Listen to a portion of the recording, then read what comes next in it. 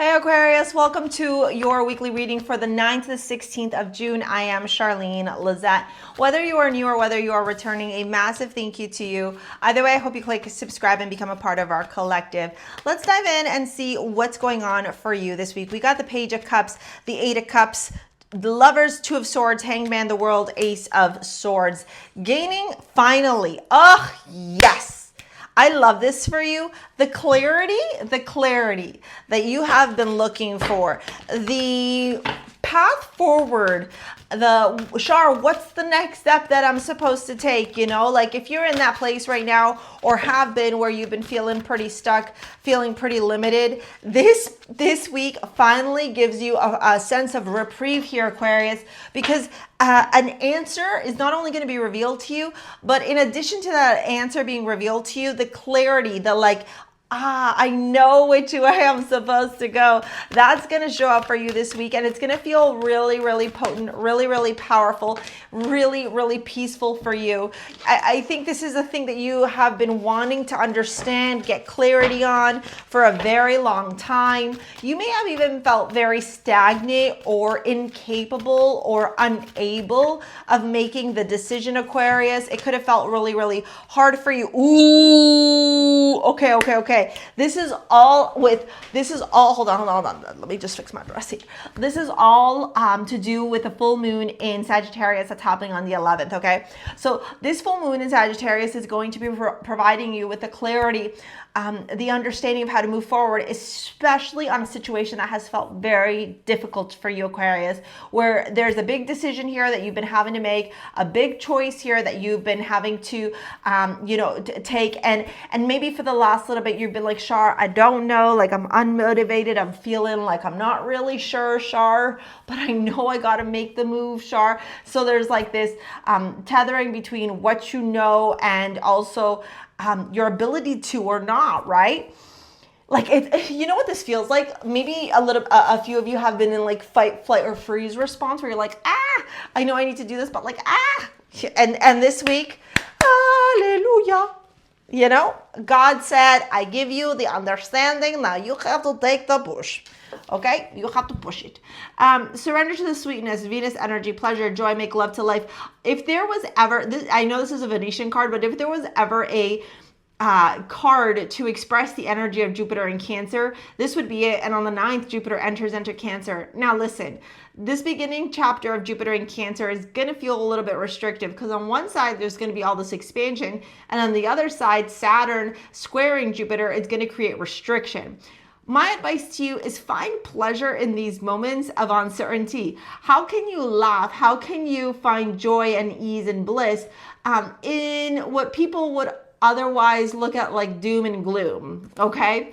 This is all about making love to life, about feeling happy about life, about being in gratitude about life. Peace. I am a being of love and I release all negative energy. And then here it is, Sagittarius. Let me talk to you about the Sagittarius energy. Sagittarius is connected to Jupiter, and this is an energy of higher and elevated thoughts, expansion, travel, long distance, foreign languages, inspiration, publications, higher education, philosophy, religion, ideals, morals, ethics.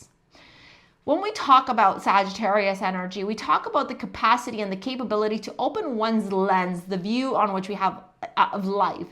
Have you ever met those people, Aquarius, who like are very analytical, or that's the wrong word, operate in a very analog kind of mindset where everything is just like blinders on, and there's no way to shift that pattern of behavior? Well, Sagittarius says, I dare you. Sagittarius says, I dare you to look at the world from a different lens. I dare you to experience this world from a new point of view. Page of Cups, Eight of Cups, the Lovers to the Two of Swords. Let's stop before the Two of Swords here.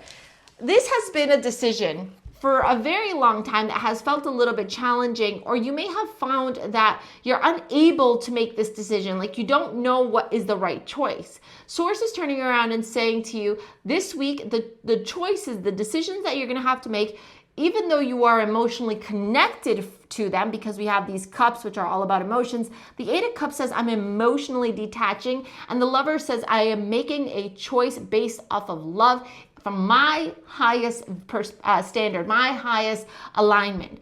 The Lovers card, often people think like it's all about soulmates and twin flames and da-da-da-da. It's about choice. It's Gemini. It's Mercurial. It's about choice. It's about making a choice based off of the true foundation of love in your life.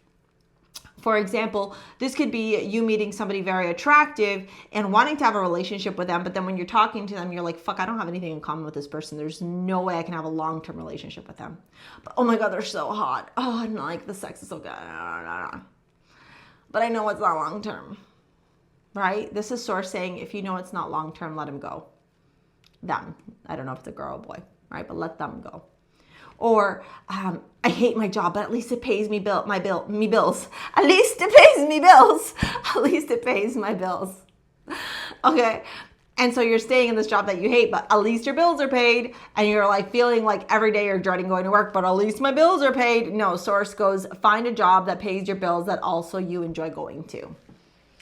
The Two of Swords, Hanged Man, the World, the Ace of Swords. I am telling you right now, after that full moon, you are going to have the clarity. You are going to have the knowledge. You're going to have the understanding.